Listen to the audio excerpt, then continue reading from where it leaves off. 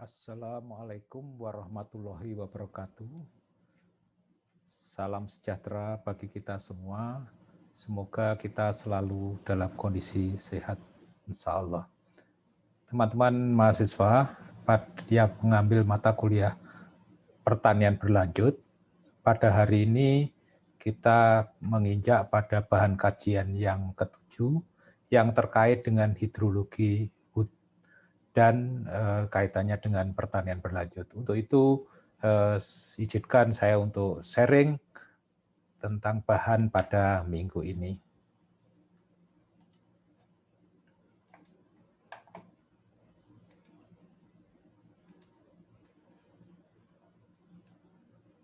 Saudara-saudara, jadi pada hari ini kita mencoba untuk mempelajari, memahami bahan kajian terkait dengan hidrologi dalam peta dan lanskap pertanian untuk pertanian berlanjut. Nah, apa harapan proses pembelajaran ini?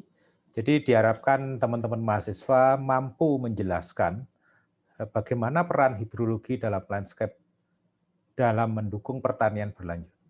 Kemudian cara menetapkan prinsip-prinsip pengelolaan landscape maupun plot dalam mempertahankan jasa lingkungan dalam hal kuantitas maupun kualitas air. Kemudian mampu menyatakan pendapat secara bertanggung jawab apa pentingnya hidrologi lanskap dalam pertanian berlanjut. Apa yang kita coba kaji pada hari ini adalah yang pertama kita coba refleksi lagi karena ini sudah di pertengahan perkuliahan. Apa sih sebenarnya tujuan daripada pertanian berlanjut? Kemudian yang selanjutnya bagaimana hubungan antara hidrologi dengan Sustainable Development Goal. Kemudian yang ketiga adalah apa manfaat biodiversitas lanskap dalam kaitannya dengan hidrologi. Kemudian bahan kajian yang keempat, kita coba memahami tentang siklus dan raca air di dalam skala plot dan lanskap. Kemudian yang kelima, bagaimana strategi konservasi air dalam plot dan lanskap. Dan yang keenam, kita mencoba memahami tentang indikator hidrologi dalam pertanian berlanjut. Dan yang terakhir adalah terkait dengan layanan lingkungan dalam skala lanskap.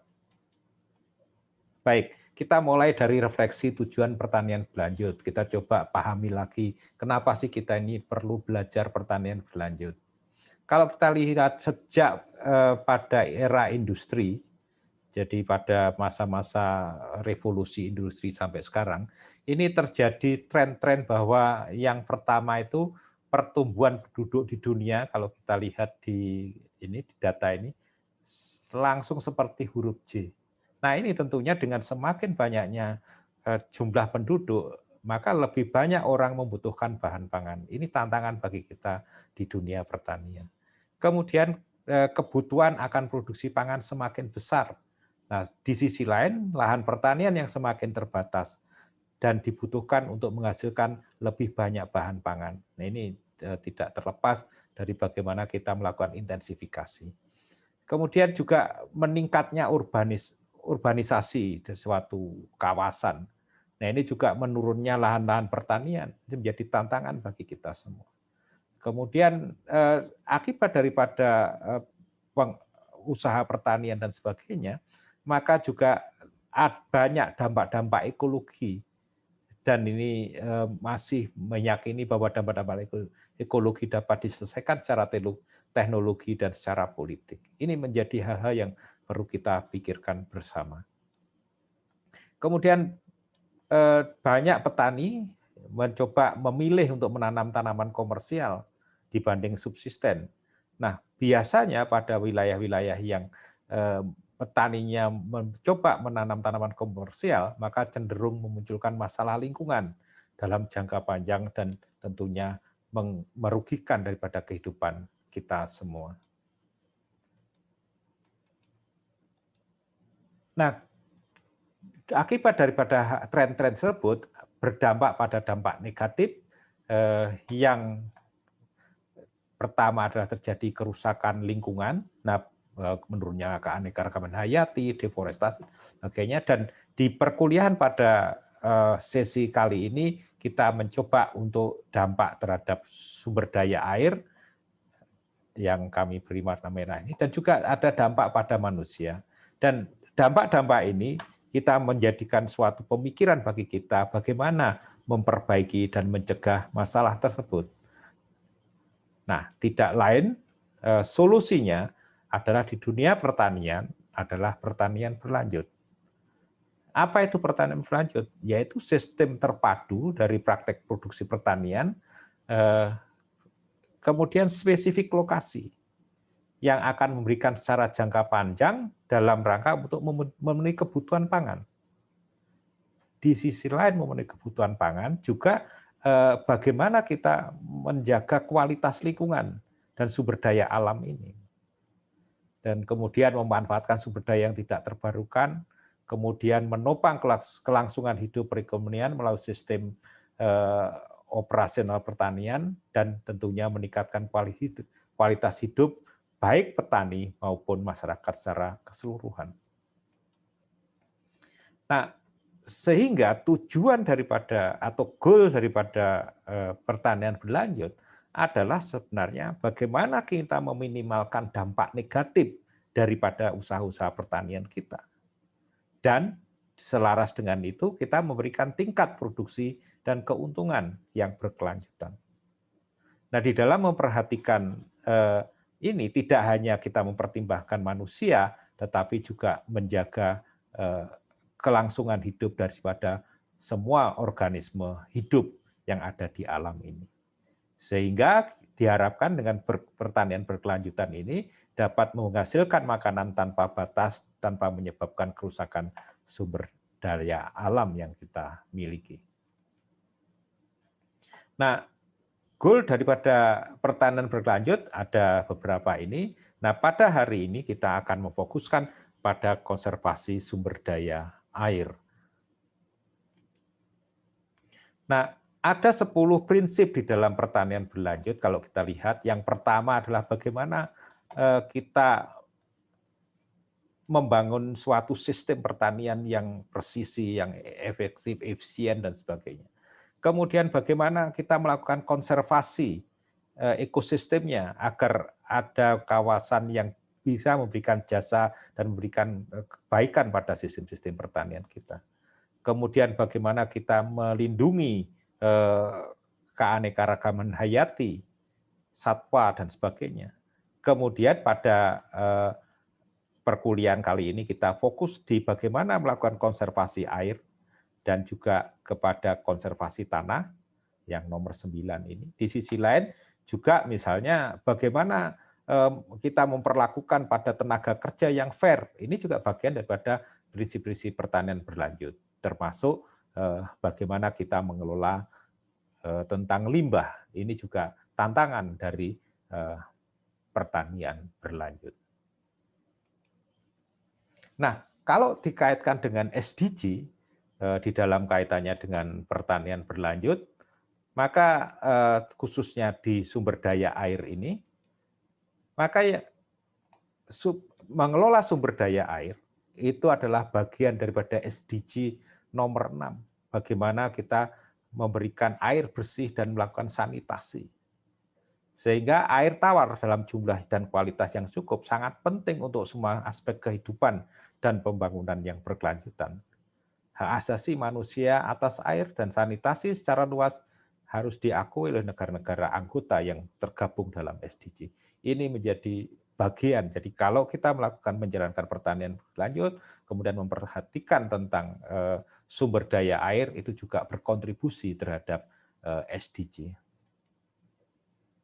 Nah, sehingga dari sisi ini, maka tantangan kita adalah bagaimana kita memberikan air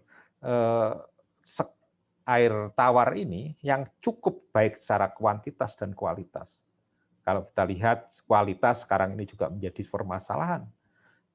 Kemudian bagaimana ini terus disajikan.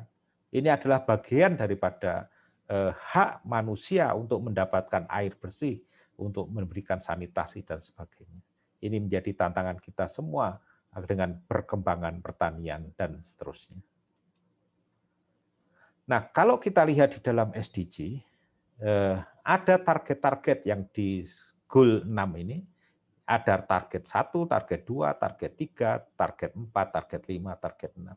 Target 1 adalah bagaimana kita memberikan akses secara merata kepada air minum yang aman dan terjangkau untuk semua. Target berikutnya adalah bagaimana sanitasi, kebersihan yang memadai terkait dengan sanitasi di lingkungan kita. Kemudian yang target ketiga adalah bagaimana kita meningkatkan kualitas air, pengelolaan air limbah, penggunaan kembali secara aman, juga di recycle. Kemudian target yang keempat adalah bagaimana melakukan efisiensi penggunaan sumber daya air, karena sumber daya air tawar ini sangat terbatas. Kemudian bagaimana yang target kelima adalah bagaimana kita menerapkan manajemen sumber daya air yang terintegrasi di semua tingkatan, baik skala peta, skala landscape, dan nasional. Kemudian target yang keenam adalah bagaimana kita melindungi dan memulihkan ekosistem terkait dengan sumber daya air. Ini menjadi tantangan antara SDG kita kaitkan dengan pertanian berlanjut. Nah, sehingga ada kunci di dalam ini, ada kegiatan-kegiatan di manajemen sumber daya air ini adalah dinamakan dengan Integrated Water Resources Management, dan ini perlu diterapkan di landscape pertanian kita.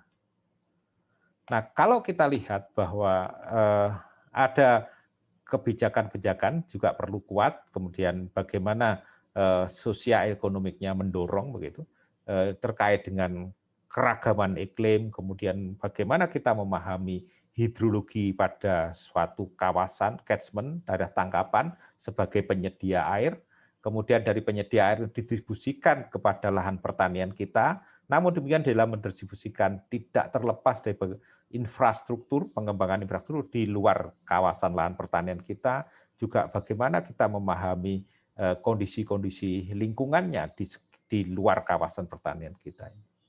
Nah, di sisi lain, di lahan pertanian kita sendiri juga bagaimana kita memperhatikan penggunaannya, bagaimana agronomi daripada tanaman ini yang kita tanam, dan bagaimana kita mengelola panen air supaya lebih efisien dan lebih efektif di dalam mengelola sumber daya air. Nah, sehingga antara aktivitas manusia dengan sistem-sistem sumber daya air dan bagaimana mengelola, maka itu saling terkait.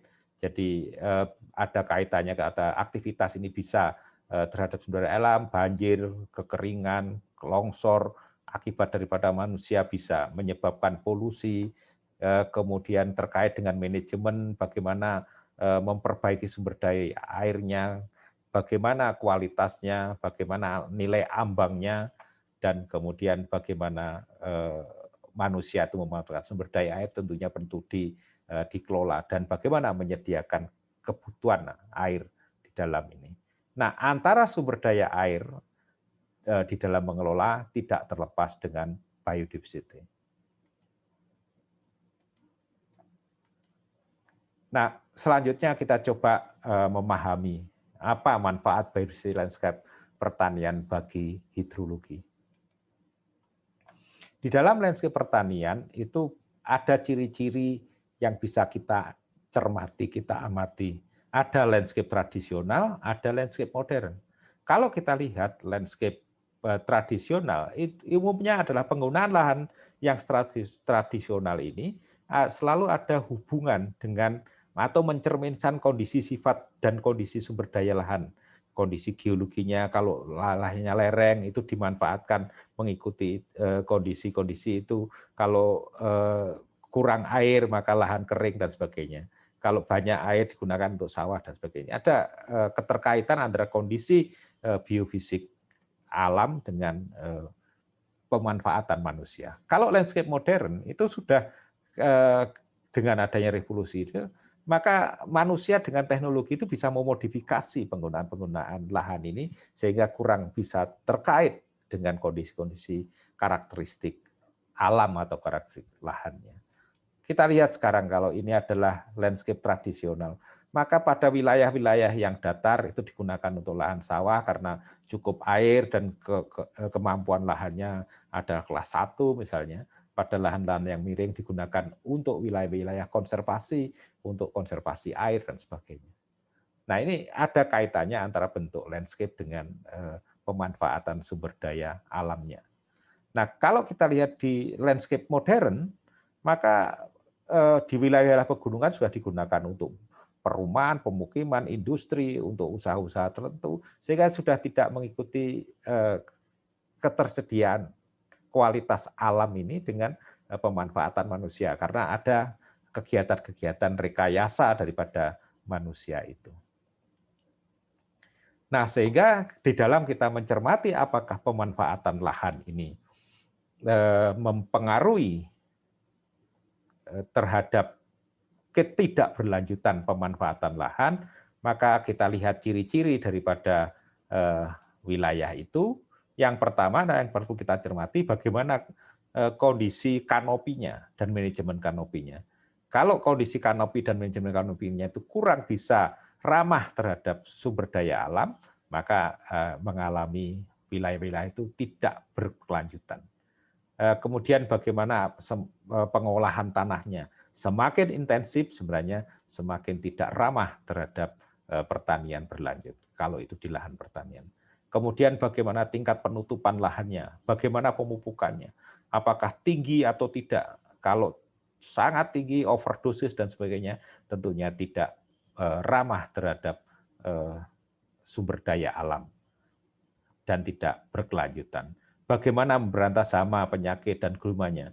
Kalau banyak menggunakan pestisida dan sebagainya, yang kimia dan sebagainya, tentunya ini jauh dari pertanian berlanjut. Bagaimana irigasi, drainasenya, pemanfaatan airnya apakah berlebih, seefisien apa pemanfaatan sumber daya air ini. Dan tentunya bagaimana pembuatan limbah dan sampah. Sebagai contoh, kalau saudara-saudara cermati, misalnya ini adalah di Brakseng, di Kota Batu. Tentunya coba cermati bagaimana kanopinya, manajemen kanopinya. Apakah ini selalu tertutup? Ini menjadi perlu kita analisis. Dengan mencermati ini, kita akan bisa menilai apakah kondisi ini kurang berkelanjutan atau sudah berkelanjutan dengan salah satu kriteria-kriteria yang ada itu. Tentunya kita harus melihat apakah ini menyebabkan degradasi, menyebabkan ketidakberlanjutan suatu bentang lahan.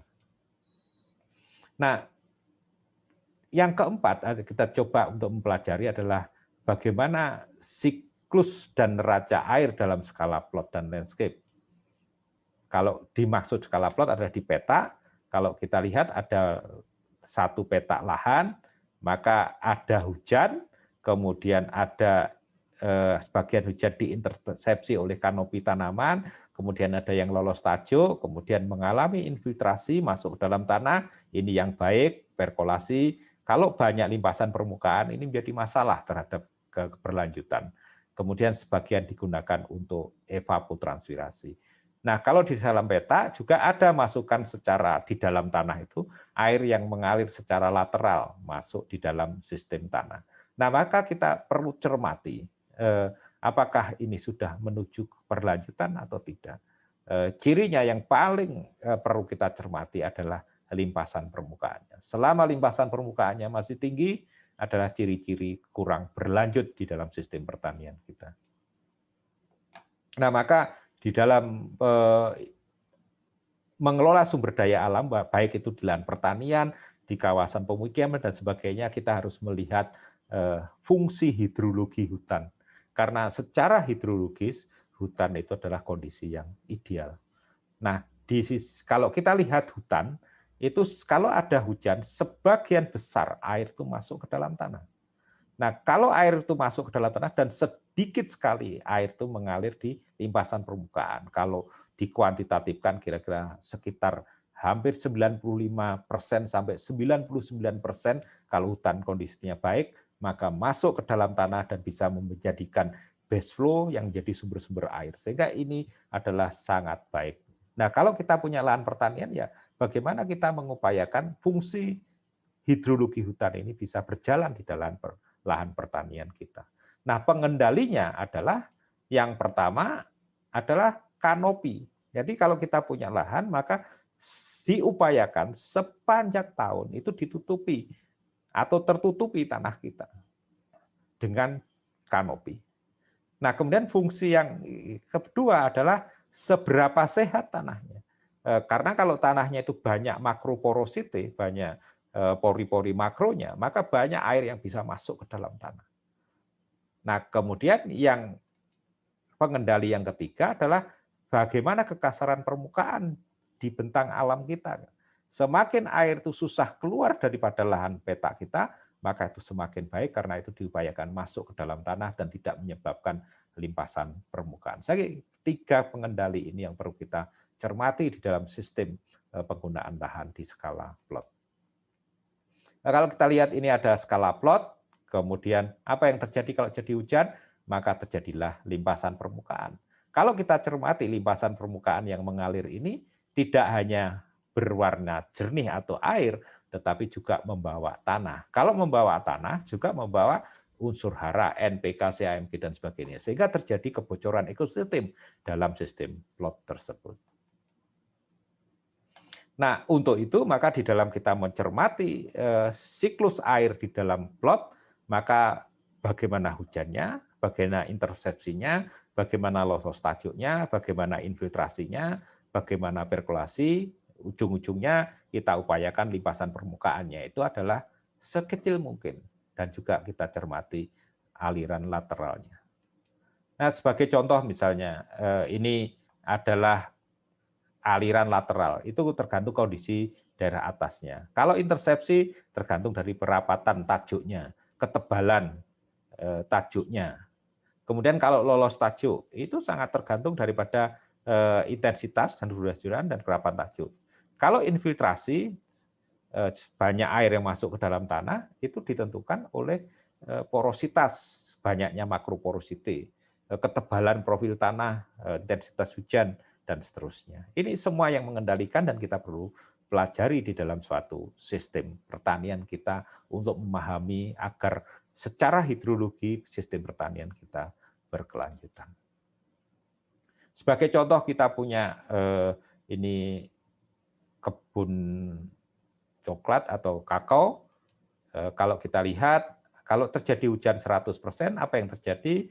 Kira-kira akan air itu masuk ke dalam tanah 50% mengalami filtrasi dan mengalami evapotranspirasinya 40% dan terjadi limpasan permukaan 10%. Dan itu kalau limpasan permukaan itu dimasukkan di dalam embung-embung begitu sehingga tidak menyebabkan banjir dan sebagainya di daerah hilirnya atau di daerah bawahnya itu akan sangat baik. Nah, itu akan berbeda bila di kawasan perkotaan. Misalnya ini kalau terjadi hujan 100%, maka mungkin infiltrasinya 30 atau bahkan kurang, bahkan hanya 1% atau 5%. Maka mayoritas akan terjadi limpasan permukaan dan evapotranspirasinya juga kecil, maka akan menyebabkan banjir dan sebagainya. Ini hal-hal seperti ini juga harus kita kelola agar landscape kita itu tidak menyebabkan banjir dan sebagainya. Tentunya, walaupun ini di wilayah pemukiman, kita bisa juga menjalankan fungsi hutan di dalam sistem ini. Nah, apa saja yang bisa terbawa keluar dari plot bersama dengan aliran permukaan tadi? Sudah saya sampaikan warnanya coklat tadi. Kalau kita lihat, maka membawa tanah, membawa bahan organik, sehingga kalau kita beri pupuk kandang di lahan pertanian kita juga terbawa oleh limpasan permukaan ini, kemudian membawa sampah, kemudian unsur-unsur pupuk dan sebagainya terbawa termasuk pestisida dan herbisida dan yang lainnya, dan beberapa aspek-aspek yang terangkut yang lain. Kalau ini terbawa juga akan menyebabkan gangguan ekosistem di daerah hilirnya. Nah, kondisi seperti ini, apa yang bisa mendorong terangkut bahan tersebut, maka perlu kita analisis supaya kita paham di skala peta ini supaya tidak terjadi banyak limpasan permukaan dan membawa angkutan-angkutan tadi. Nah, yang perlu kita jelajahi juga adalah di dalam memahami ini, di skala peta tadi, apakah ada tindakan-tindakan pengelolaan yang justru kita cermati bisa mendorong terjadinya limpasan permukaan, erosi, dan penyemapan air. Ini perlu kita cermati, identifikasi, sehingga itulah sebagai sumber daripada ketidakberlanjutan, dan itu yang bisa menjadi fokus kita di dalam mengelola.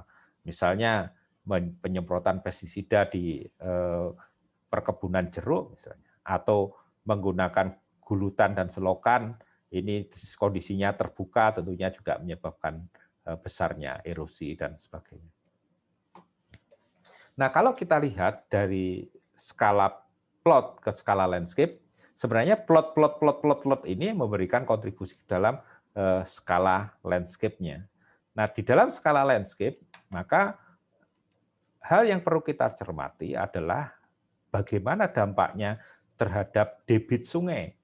Apakah menyebabkan banjir, terjadi akumulasi limpasan permukaan yang tinggi. Kemudian juga karena membawa tadi warna coklat tadi adalah terjadinya sedimentasi di dalam sistem sungai. Ini juga akan mengganggu infrastruktur dan permasalahan-permasalahan di perairan sungai yang kurang baik terhadap keberlanjutan ekosistem. Nah, untuk itu, apakah hal-hal yang terjadi di tingkat peta akan sama dengan tingkat landscape? Ini juga sangat tergantung daripada bagaimana kita mengelola di skala landscape-nya. Itu bisa terjadi kemungkinan, misalnya kalau limpasan permukaan ada kemungkinan 1, ada kemungkinan 2. Kalau kemungkinan 1 misalnya terkait dengan limpasan permukaan, debit banjir di sungai lebih besar dari jumlah semua limpasan, jadi terjadi banjir. Debitnya lebih kecil, jadi yang di sini terjadi pengelolaan landscape, yang ini kemungkinan 1 kurang dilakukan pengelolaan landscape. Bisa saja sebenarnya limpasan permukaan besar, tetapi juga bisa kita kelola di dalam skala landscape supaya terjadi kemungkinan yang kedua. Demikian juga erosi, cuma juga dengan fungsi landscape yang lainnya. Nah, ini sebagai contoh misalnya kalau suatu daerah tangkapan atau daerah tangkapan air itu semuanya dimanfaatkan oleh hutan, kemudian sebagian dibuka untuk lahan pertanian, kemudian sebagian besar dibuka untuk lahan pertanian, tetapi di kanan kiri sungainya itu diberi buffer strip, kawasan penyangga. Atau yang skenario berikutnya adalah semuanya dibuka, tidak ada buffer stripnya. Atau yang lainnya direstorasi dengan agroforestry. Bagaimana kaitan ini terhadap neraca air? Maka kalau kita cermati dari neraca air ini, dari grafik ini, maka kalau kita lihat debit banjirnya kalau hutan sangat rendah dibandingkan dengan kalau semua digunakan lahan pertanian. Dan lahan pertanian ini menyebabkan lahan yang tidak berlanjut dari sisi hidrologi. Kemudian jumlah sedimennya juga demikian, sangat rendah. Nah, kalau diberi buffer agak lumayan bisa diturunkan, sehingga manajemen buffer strip di kanan kiri sungai menjadi sangat penting. Kalau itu direstorasi untuk dikembalikan pada agroforestry, mendapatkan pendapatan di sisi lain, dan di sisi lain juga melindungi sumber daya alam juga akan lebih baik kondisi hidrologi di dalam skala landscape-nya. Nah, tentunya ini semua kita di dalam sebagai orang pertanian harus hati-hati di dalam mengelola ini agar tidak menyebabkan permasalahan baik in situ di lahan pertanian kita maupun di luar lahan pertanian kita atau ex situ atau baik di kawasan hilirnya. Nah, bagaimana strategi konservasi air dalam plot dan landscape agar kita menuju kepada pertanian berlanjut? Maka langkah yang pertama kita perlu memahami lingkup konservasi air. Yaitu kalau kita lihat lingkup konservasi air yang pertama, bagaimana kita meningkatkan efisiensi penggunaan air bagi tanaman kita agar sumber daya air yang terbatas itu bisa dimanfaatkan lebih banyak lagi di lahan-lahan yang lain. Kemudian efisiensi aplikasi, peningkatan penangkapan dan pemanfaatan air hujan, jadi water harvesting. Kalau air hujan ini kita luar biasa, rezekinya banyak gitu. Sampai 2.000, 2.500 sampai 4.500. Kalau di Australia itu kan hanya 300, 400 sampai 600 milimeter per tahun. Sehingga kita itu harus memanfaatkan air ini. Hanya sayangnya di musim penghujan jumlahnya banyak, di musim kemarau kadang-kadang kita kekurangan. Nah, itu bagaimana tidak terjadi itu. Nah, bagaimana pengurangan penggunaan konsumsi tanaman akan air. Jadi kita efisiensikan di situ. Bagaimana mendistribusikan yang efisien dan bagaimana pengurangan penggunaan air melalui adopsi kegiatan konservasi tanah dengan teknologi manajemen air. Ini adalah lingkup-lingkup konservasi air yang bisa kita kembangkan. Nah, di dalam mengurangi kebutuhan air, kita bisa seleksi tanaman, kemudian rancang bentang lahan supaya ada kegiatan-kegiatan konservasi air di bentang lahan kita, kemudian praktek sistem budidayanya yang ramah lingkungan, misalnya ada pertanian konservasi di situ, bagaimana kita memberikan air hanya di sistem perakaran, tidak berlebih sampai keluar daripada sistem perakaran, menggunakan pemulsaan, biogeoteksil agar tidak terjadi evaporasi yang banyak, mengurangi evaporasi, dan menggunakan bahan-bahan amandemen. Kemudian bagaimana teman-teman sudah belajar tentang irigasi, bagaimana irigasi ini diefisienkan. Di sisi lain juga kita perlu memikirkan tentang presisi pengendalian air irigasi, sehingga dengan high-tech kita tentunya diharapkan bisa melakukan presisi tentang pemberian air. Kemudian kita melakukan adopsi teknologi baru, dan tidak kalah penting adalah tentang human-nya, bagaimana orang itu mengoperasikan sistem irigasinya. Nah, ini contoh adalah bagaimana praktek-praktek irigasi yang efisien, ya tentunya tepat di kedalamannya, tepat waktunya, tidak terjadi kekeringan dan sebagainya, kemudian merata dan sangat kecil kehilangannya. Ada 4 prinsip di dalam bagaimana kita memberikan air irigasi agar terjadi konservasi air yang baik. Nah, ada beberapa hal yang perlu kita kembangkan di dalam melakukan pertanian yang dengan manajemen yang baik. Nah, untuk itu kalau kita lihat di bagaimana memperbaiki neraca air, maka bagaimana konsep-konsep teknologi-teknologi atau inovasi-inovasi dalam rangka mengurangi limpasan permukaan, karena kuncinya di situ. Kemudian bagaimana meningkatkan intersepsinya, kemudian bagaimana meningkatkan kapasitas infiltrasinya di dalam manajemen lahan kita, kemudian bagaimana meningkatkan kapasitas tanah menahan air, supaya di ruang-ruang porinya itu lebih banyak air yang tersimpan di situ dan tersedia bagi tanaman. Nah, kemudian yang selanjutnya adalah bagaimana perkolasinya itu lebih baik untuk memodifikasi pori makro dengan misalnya kita kenalkan dengan cacing tanah agar terjadi banyak pori makro, sistem perakaran yang dalam, dan seterusnya. Ini adalah upaya-upaya dalam bagaimana kita memperbaiki perbaikan neraca air agar sistem pertanian kita itu berkelanjutan. Nah, di tingkat plot juga bagaimana kita menekan erosi dan agar tidak terjadi pencemaran agrokimia, maka ya kuncinya tetap mengurangi limpasan permukaan, menekan laju limpasan. Jadi kalau limpasan permukaannya dikurangi, tidak hanya limpasannya dikurangi, tetapi kecepatan bergeraknya air limpasan ini juga kita kendalikan. Terus kemudian bagaimana kita menutupi lahan ini, permukaan tanah ini yang tidak langsung terpapar oleh air hujan. Dan tentunya bagaimana kita menggunakan atau mengurangi penggunaan bahan-bahan agrokimia. Nah, sejauh mana itu bisa diterapkan, maka kalau itu tidak pada sistem ini, maka sistem pertanian kita menjadi kurang berkelanjutan. Ini contoh teman-teman bisa cermati kalau di dalam sistem agroforestry dengan kriteria-kriteria tadi, misalnya dengan beragamnya jenis tanaman, dengan beragamnya tajuk berlapis, dengan berbagai kondisi seresah dan sebagainya, tentunya ini contoh-contoh yang bisa memperbaiki kondisi hidrologis dengan strategi yang tadi, ada 2 strategi tadi.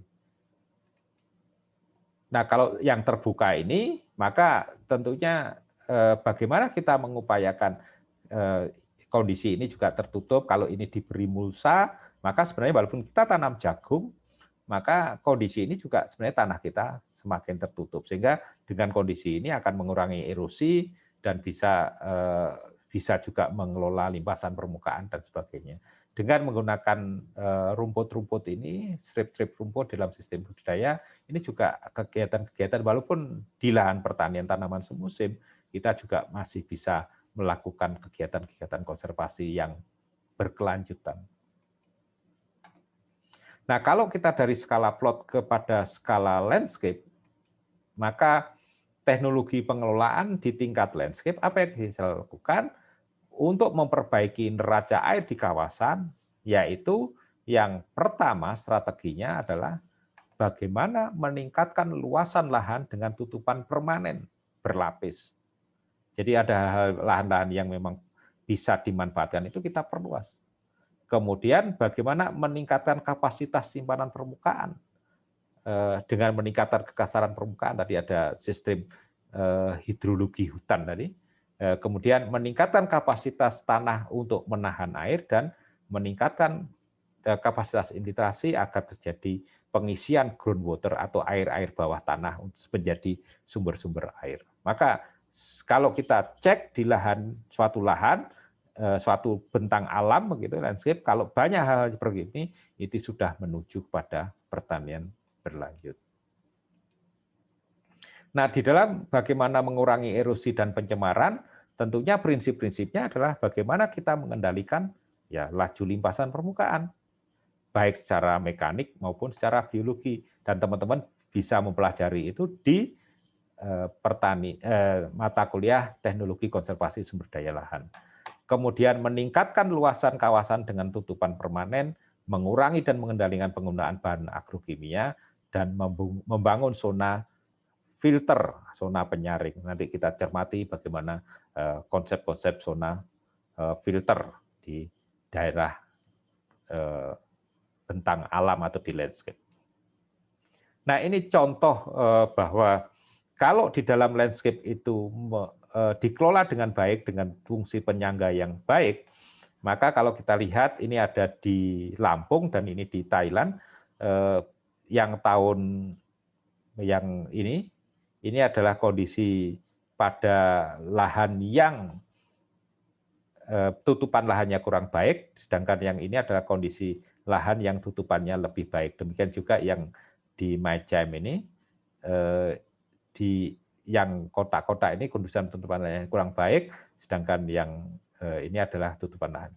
Intinya adalah dari sini, bila tutupan lahannya itu baik, maka kalau terjadi curah hujan yang besar, maka das itu, daerah aliran sungai itu bisa membuffer atau meredam sumber debit air. Jadi kalau daerah tutupannya itu kurang baik, maka terjadi fluktuasi debit sungai yang tinggi. Kalau tutupannya baik, ya ini tutupan yang baik ya. Tadi saya keliru.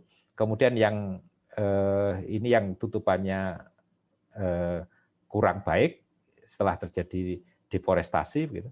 Maka walaupun debitnya itu jumlah airnya itu meningkat, maka debitnya itu bisa diredam oleh das itu atau dibuffer atau disangga oleh das itu. Dan mengelola ini menjadi penting dalam skala landscape. Nah, salah satu teknik mengelola adalah adanya cekungan-cekungan untuk menahan air sementara di dalam landscape itu.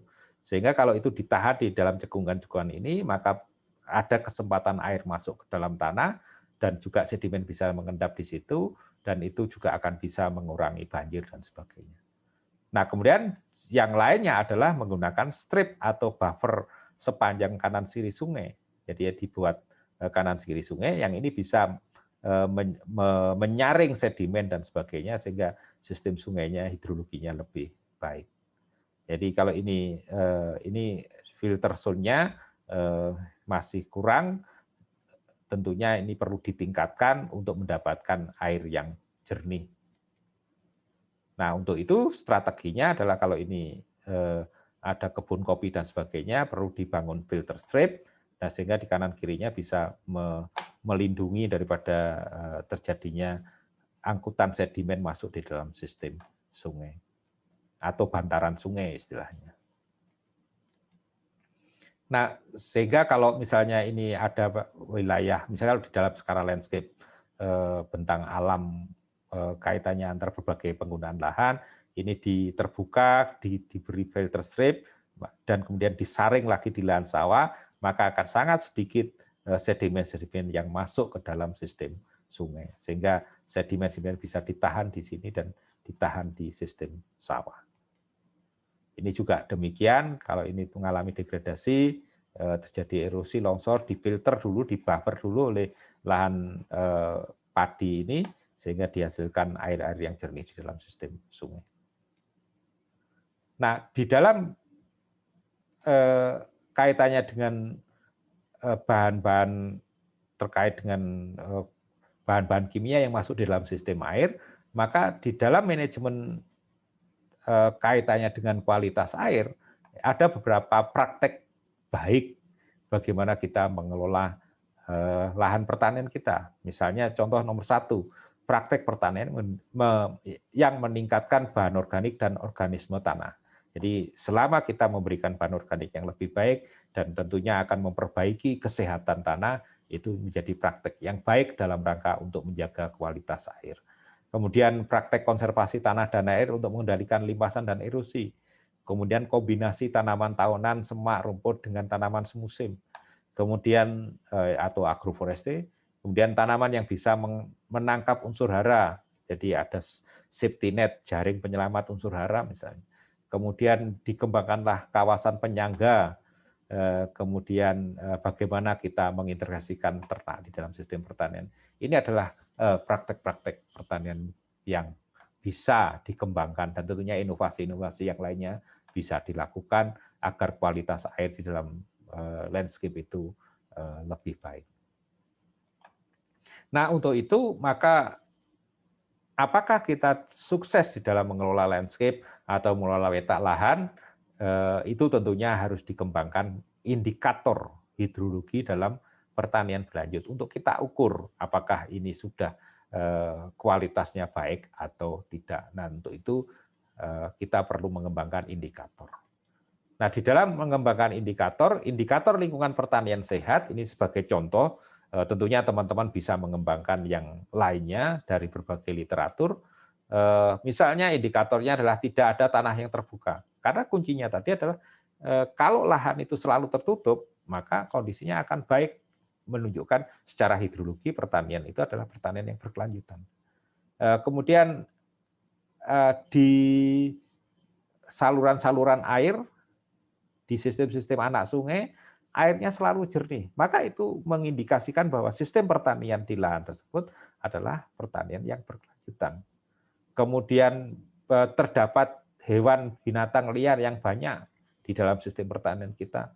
Kemudian dijumpai ikan di selokan atau bisa juga nanti teman-teman di dalam praktikum belajar tentang bioindikator, hal-hal yang kapan sistem sungai itu sehat, kapan tidak. Ini mengindikasikan di sistem pertanian kita apakah berkelanjutan atau tidak sebagai indikatornya.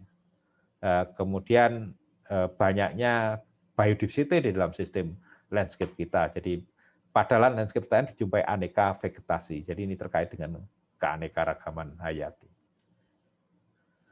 Ini contoh yang coba teman-teman pikirkan kalau kondisi seperti ini, apa indikator-indikator yang perlu dikembangkan dengan kondisi landscape yang seperti ini. Tentunya ini adalah menjadi tantangan bagi pengelola, sehingga janji-janji kita di dalam mengelola pertanian berlanjut itu indikator-indikator apa.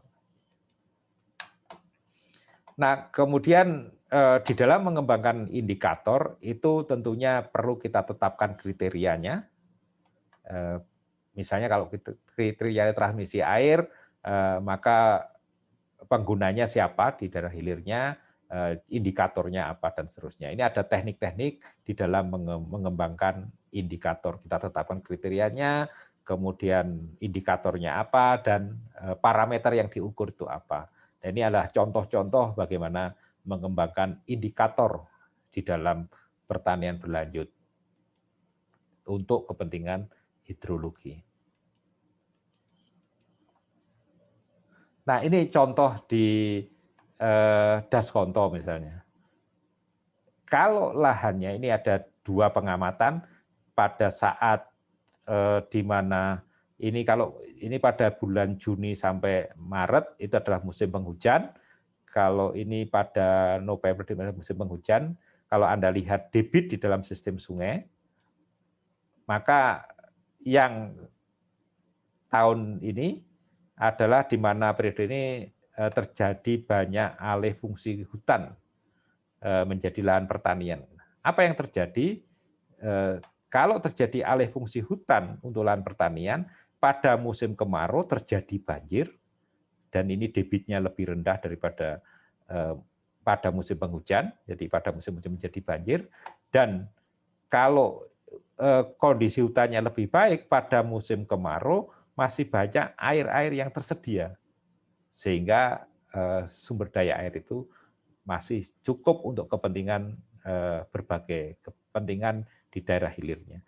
Kalau terjadi alih fungsi hutan, maka di musim kemarau debitnya menjadi menurun. Ini juga bisa menjadi indikator bagaimana kita memahami fungsi hidrologi dalam skala DAS. Juga di kegiatan di DAS Berantas ini ada jejaring anak-anak SMA untuk mengembangkan tentang bioindikator, dan ini dilakukan pemantauan yang difasilitasi oleh Jasa Tirta. Tentunya dengan bioindikator ini juga bisa menentukan apakah di daerah tangkapan tersebut menjalankan pertanian berlanjut atau tidak. Itu bisa ditunjukkan dengan kriteria melalui bioindikator.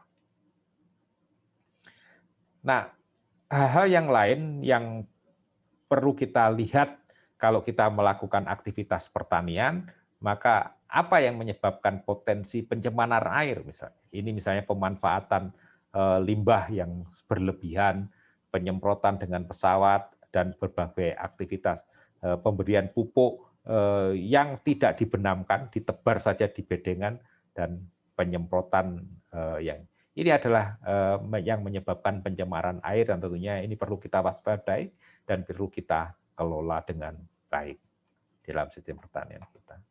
Nah, sehingga potensi pencemaran di lahan pertanian adalah bisa unsur nitrogen, fosfor, logam berat, kotoran dari ternak, bisa pestisida, bisa patogen penyebab penyakit pada manusia, dan bisa sedimen. Ini bisa kita kembangkan menjadi suatu indikator di dalam bagaimana kita mencermati kualitas sumber daya air, baik di lahan maupun di landscape. Ini contoh yang lain lagi. Kalau terjadi deforestasi, kemudian ujung-ujungnya ini terjadi erosi yang berat, maka kita dapatkan kopi susu di dalam sistem sungai yang tentunya menyebabkan infrastruktur mengalami sedimen dan mengganggu fungsi-fungsi ini, dan itu juga menunjukkan, mengindikasikan di daerah hulunya belum berjalannya sustainable agriculture. Dampak yang lainnya adalah berkembangnya terjadinya polusi enceng-enceng gondok di dalam sistem perairan, misalnya di Waduk Selorjo juga terjadi. Kenapa demikian? Karena terjadinya erosi yang banyak di daerah hulu terkait dan membawa unsur N dan P yang banyak, sehingga terjadi eutrofifikasi di daerah perairannya. Ini juga mengindikasikan bahwa di kawasan catchment tersebut belum berjalannya sustainable agriculture di dalam sistem tersebut. Nah, kalau kita melakukan deforestasi atau reforestasi misalnya dengan mengembangkan penanaman pohon, maka indikator apa yang bisa kita kembangkan? Yang dari riset kami, kanopi itu sangat berkorelasi. Seresah, tinggi rendahnya bahan organik, organisme, porositas, relief, dan infiltrasi. Ini indikator-indikator yang bisa kita kembangkan di dalam melihat keberlanjutan. Misalnya dari kanopi, tentunya ini akan kurang berkelanjutan dibandingkan dengan yang seperti ini. Seresah, dengan banyaknya seresah akan lebih baik daripada yang terbuka seperti ini. Kemudian bahan organik, ini sangat rendah bahan organiknya, sedangkan ini warnanya hitam, kaya bahan organik, tentunya ini lebih berkelanjutan daripada lahan yang seperti ini. Kemudian cacing tanah, flora, fauna, dan akar tanaman, ini juga menjadi indikator yang bisa kita kembangkan untuk keberlanjutan pertanian dari sisi hidrologi. Nah, kemudian juga banyak sedikitnya makroporosity. Dengan banyaknya makroporosity, maka banyak air yang bisa masuk ke dalam tanah dan mengalir dengan cepat, maka itu juga menjadi kunci-kunci keberlanjutan dalam sistem pertanian dari sisi hidrologi.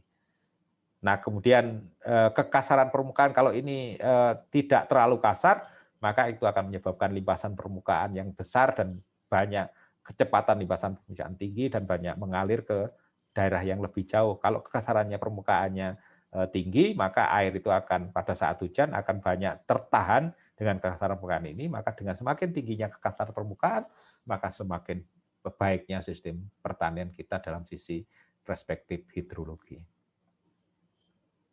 Nah, kemudian juga terkait dengan infiltrasi, kalau laju infiltrasinya semakin tinggi, maka itu akan semakin baik di dalam sistem itu. Sehingga kita bisa before and after-nya, kalau kita melakukan perbaikan pertanian berlanjut dengan baseline kita ukur infiltrasinya, dan kita terapkan pertanian berlanjut, apakah infiltrasinya semakin tinggi, kalau semakin tinggi itu mengindikasikan terjadinya perbaikan sistem hidrologi di dalam pertanian kita.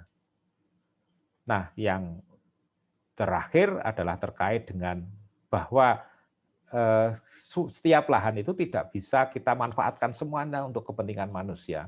Maka kita harus bagi-bagi mana yang kawasan yang dimanfaatkan, yang memberikan kemanfaatan bagi kehidupan kita, dan mana yang memberikan layanan lingkungan di skala lanskap. Nah, tentunya ini harus diatur sedemikian rupa, maka perlu adanya pemikiran atau pemetaan tentang layanan lingkungan di skala landscape. Nah, di dalam layanan lingkungan secara landscape, maka yang pertama kita cermati adalah di daerah itu untuk kesejahteraan, wilayah untuk mendapatkan kesejahteraan, dan wilayah untuk menjaga ekosistem dan biodiversity-nya. Tadi di awal kan juga ada di 10 strategi konservasi, 10 strategi pertanian berlanjut. Nah, maka kita cermati bagaimana kondisi biofisik dan struktur prosesnya. Nah, bagaimana fungsi-fungsinya di dalam biofisik ini terhadap fungsi-fungsi layanan ekosistemnya. Apa yang dilayankan, saya rasa yang ini di kuliah sebelumnya sudah diberikan, bahwa bisa provision, bisa regulating, bisa kultural, dan sebagainya. Nah, ini akan memberikan layanan lingkungan untuk kesejahteraan manusia, di dalam manusia untuk mendapatkan keuntungan dan nilai ekonomi daripada kehidupannya. Nah, sehingga ini harus ada keterkaitan antara yang memberi layanan lingkungan dengan yang mendapatkan layanan lingkungan. Bapak Ibu sekalian, berbicara tentang jasa lingkungan, kita tidak lepas dari upaya memahami terlebih dahulu hubungan antara struktur ekosistem, fungsi, dan manfaatnya bagi manusia yang merupakan fokus dari kebijakan dalam kaitannya dengan siklus pertumbuhan pohon, pembentukan, dan dekomposisi bahan organik tanah. Ini penting dalam kaitannya dengan perubahan iklim dan siklus air yang bermanfaat bagi petani maupun bagi policy maker. Hal-hal yang bermanfaat bagi masyarakat luas ini mempengaruhi terhadap strategi penggunaan lahan di masa berikutnya. Sehingga di dalam memberikan layanan lingkungan, maka kita lihat apa keuntungan yang diperoleh oleh masyarakat yang memberi layanan lingkungan, kemudian apa yang diberi jasa tadi di daerah hilirnya yang mendapatkan manfaatnya. Yang di daerah hilir mendapatkan kemanfaatan air bersih dan seterusnya. Ini perlu kita analisis apa manfaatnya dan apa kehilangannya di masyarakat. Jadi ada kehilangan air bersih, ada kehilangan biodiversitas dan kehilangan cadangan karbon. Nah, supaya tidak terjadi ini, maka perlu dilakukan suatu upaya untuk konservasi. Kalau dengan upaya masyarakat yang memberikan jasa, yang tinggal di tempat memberikan jasa itu dengan upaya sendiri, karena modal dan sebagainya terbatas, maka kemampuannya ada di sini. Nah, sehingga di sini ini masih kurang potensi untuk melakukan upaya konservasi. Perlu pendanaan untuk melakukan konservasi, perlu dukungan untuk melakukan konservasi seperti ini, supaya bisa lebih optimal memberikan jasa lingkungan. Nah, dari situ, maka masyarakat yang mendapatkan kesejahteraan atau masyarakat hilir perlu memberikan kontribusi terhadap layanan lingkungan ini, agar di wilayah yang memberikan jasa lingkungan ini memberikan lebih optimal di dalam melakukan konservasi agar memberikan jasa lingkungan. Nah, untuk itu, maka dengan adanya kompensasi dari masyarakat hilir kepada masyarakat hulu melalui imbal jasa, diharapkan ada keserasian antara masyarakat hulu dan masyarakat hilir dalam menjaga ekosistem. Dan ini sudah dikembangkan di beberapa tempat, misalnya di Pasuruan, di Dasrejoso, ini sekarang sedang dikawal bagaimana proses-proses menjalankan jasa lingkungan. Nah, sehingga layanan lingkungan ini manfaatnya bisa dirasakan oleh masyarakat karena adanya perbaikan ekosistem. Nah, untuk itu cobalah Anda berdiskusi dengan teman-teman Anda, apa bentuk layanan lingkungan yang perlu diberikan, siapa yang memberikan layanan lingkungan, siapa yang menerima manfaat lingkungan, ini perlu adanya pemetaan sehingga melalui satu sistem-sistem. Dan kalau teman-teman ingin belajar, yang paling dekat adalah di Dasrejoso yang sekarang ini sedang dikawal oleh dari World Agroforestry Center. Nah, masyarakat-masyarakat hilir, kalau itu kawasan hulunya tidak dijaga dengan baik, maka masyarakat hilir sebenarnya butuh air bersih, perlu adanya layanan lingkungan, tidak seperti ini jadi jual air dan sebagainya. Kenapa begitu? Karena layanan air bersihnya kurang tersedia. Kemudian ada praktek-praktek yang seperti ini, cuci di tepi sungai dan sebagainya, ini adalah indikasi-indikasinya kurangnya ketersediaan air bersih. Saya rasa demikian, saudara-saudara, yang bisa kami share. Semoga ini memberikan inspirasi bagi teman-teman untuk memikirkan tentang kondisi hidrologi dalam rangka menuju mendukung pertanian berlanjut. Demikian, saya akhiri. Assalamualaikum warahmatullahi wabarakatuh.